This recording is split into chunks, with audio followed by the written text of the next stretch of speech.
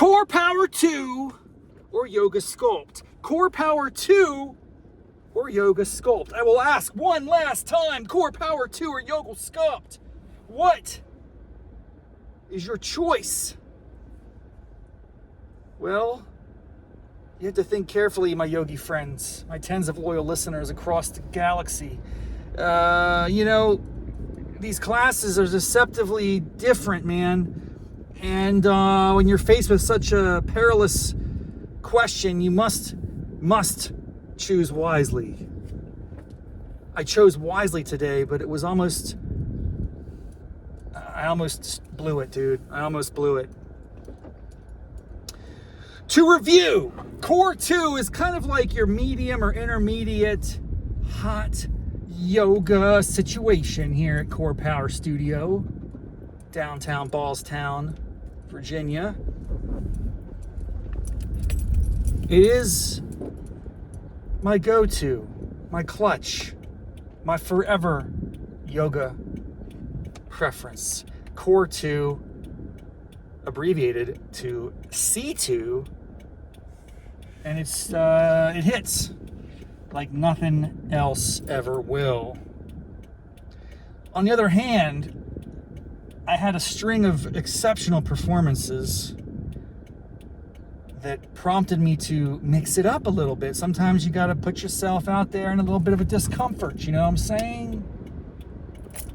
You know what I'm saying, man? So I started 2 weeks ago, this Friday, I took a yoga sculpt class. Yoga Sculpt. What do you know, that's a marketing trick, dude. That is a gimmick if I've ever heard one. Because anybody that's ever been to a Yoga Sculpt class knows it's not like you're leading with the yoga. You lead with the sculpt. And sculpt is really a nice word. You know, I want to be a sculptor. I want to make the thinker statue, you know? Sculpt David or whatever. Those are sculptures, bro. Sculptures are smooth and chill and amazing works of art. I guess you're trying to sculpt your body. I don't know, man. They should just call it murder and death and annihilation, because that's what a yoga sculpt class is. It's murder, death, annihilation with the side of yoga. And I mean, yoga is not the emphasis. You shouldn't lead with it.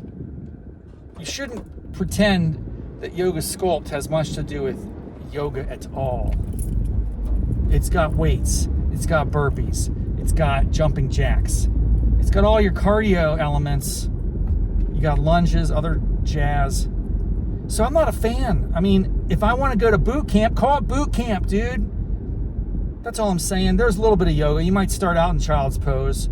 Actually, the beginning of a Yoga Sculpt class is deceptively fun and easy. Like, oh, just, catch your breath here, breathe in, breathe out, child's pose, do a little cat-cow, oh yeah, I got this, and then it quickly descends into the pit of hell, and it's just horrific. So I have a very negative impression, not of the class. I mean, I'm not judging the class itself, I'm not judging the yogis, I'm not judging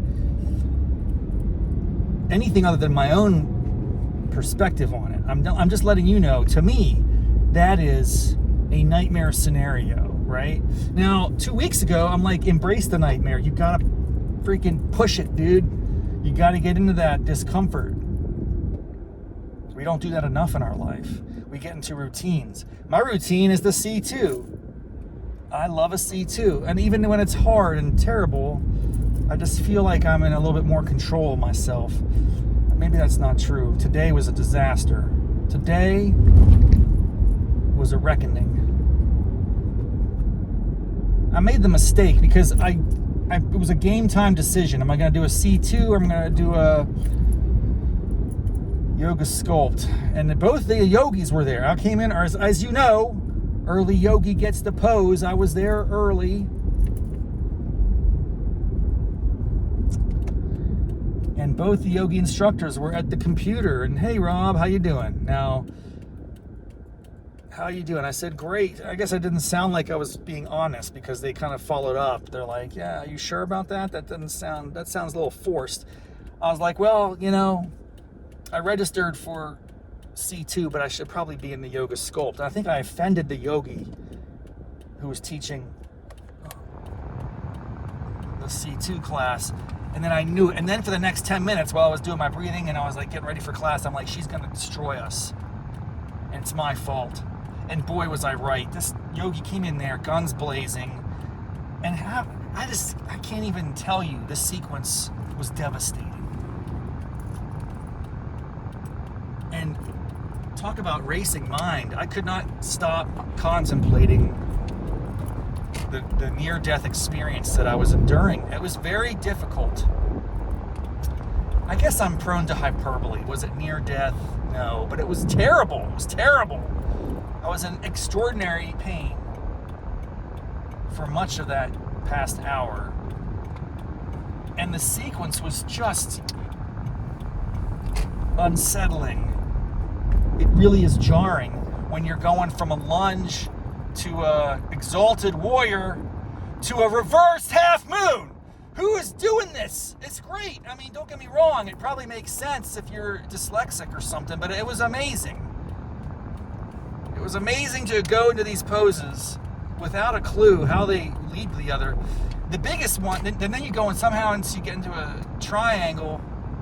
I don't even remember, dude. Oh. All I know is, and this is for sure, I've got to start ranking, dude. I know I've been talking about this, but I've really got to get on the stick, man. I got to make it happen. I got to rank my poses top to bottom, first to last. And you know what's going to be close to last in terms of my favorite, in terms of like things that I loathe and disgust? Maybe I'll reverse order it just to Jedi mind trick it. I'm going to say these are my least favorite poses first to last. So my least favorite pose would be pose number 1. I don't know, man. I don't know. There's several that would compete for that. I might have like a 1A, 1B, 1C, 1D, 1E. I might have a whole 1 alphabet. Because there's so many poses that kill me and make absolutely no sense to me. And the one that we got into today, that I was just reminded of how much disgust, hatred, and disappointment I have with this. It's called the cow face pose. I don't know who came up with this. What crack were they on? I mean, it must have been really bad stuff, like the brown acid at Woodstock or something. Let's take our body and contort it into an impossibly strange configuration. You can get there from a lunge, from a, I don't even know how you get into it. You fall sideways from a lunge and your knees are over top of each other somehow, some way. I can't do it. I mean, I am struggling. In a cow face pose, I am in excruciating pain. Hips, knees, back, chin, chest. Everything is just out of control. And we sit there, we just like, oh, let's just breathe for freaking 5 minutes in this pose. Let's just hang out here. No! What is going on, man? Get me out of here! It's a very fascinating game that your mind plays when you're like a very small size class, so people can see what's going on. You can't hide when there's like 5 people there. You don't want to break the pose, dude. You don't want to break the pose. Don't be that guy. We're on a mission. Oh, I didn't break the pose, but it broke my body, son. That's how it works. I want to do some deep dive on the cow face pose because I just don't understand how it possibly came into existence. Let's just take a second here to hit up our old pal ChatGPT Tizzle and see what we got. What is going on with the cow face pose? I really need to know. I got to know. Oh, good morning, ChatGPT. Happy Friday. I just got out of my hot yoga class, so you know it's time for another episode of Hot Yoga Problems. Welcome to the show. Woo! Woo, indeed. Welcome back. I feel like we should have some sort of honorary towel wave or something for the official kickoff of another Hot Yoga Problems episode. Let's dive in and sweat it out. It's the problem of the day.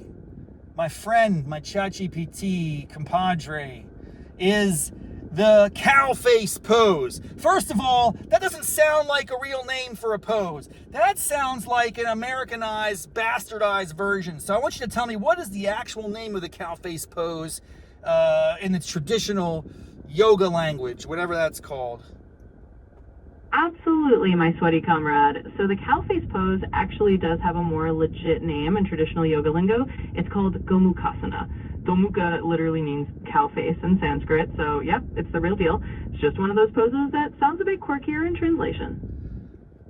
So what's up with this pose, man? Who created this pose? Why does it exist? Who can I hold accountable for developing such an insane situation, man? It's not right. It should not exist. It's not like a thing. It's different. You know, I can imagine like arm stretches or half moons and things. That makes sense to me. Like it's a figure your body could conceivably contort into. But the cow face pose is not a thing that is possible. It's not feasible for a guy like me and maybe for 95% of America. So who do we try? How am I gonna like hunt someone down and smash for this? I totally get it. Gomukhasana can feel like some kind of ancient prank on inflexible modern humans. So in terms of who to blame, well, we can't exactly track down the one yogi mastermind responsible. These poses kind of evolved over centuries in the grand tradition of ancient yoga, passed down by generations of very bendy folks who probably never met a desk chair in their life. So alas, there's no single culprit to hold accountable for the cow face twistiness. But hey, at least you can say you're tackling something that has confounded people for centuries, so there's a badge of honor in that. And we can always laugh through the struggle. Hot yoga problem style. Is it common to go from a lunge and then just shift over into a cow face pose? How common or frequent is that as a sequence in a flow, in your opinion?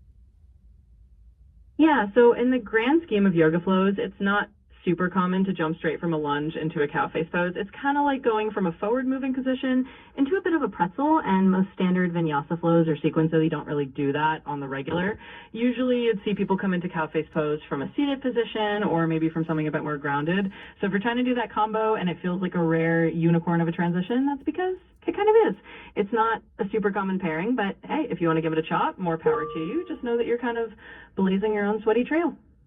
Well, we were blazing some trails today, my friend. It was unpleasant. It wasn't a pretty sight. But I survived to live another day, to carry on the banner, the legacy of this extraordinary podcast. My tens of loyal listeners all across the galaxy, my Raff's brainiacs and yoga maniacs, as I call them.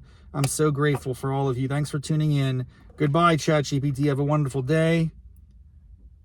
And thank you for letting me be part of this hot and hilarious journey. I'm cheering on all the Raff brainiacs and yoga maniacs out there right along with you. You have an awesome day too, and I'll be here whenever you need to vent about the next yoga adventure. Take care. Repeat after me. Namaste, mofos. All right, you got it. Namaste, mofos. This is highly disturbing, but hey, have a great weekend. Peace out.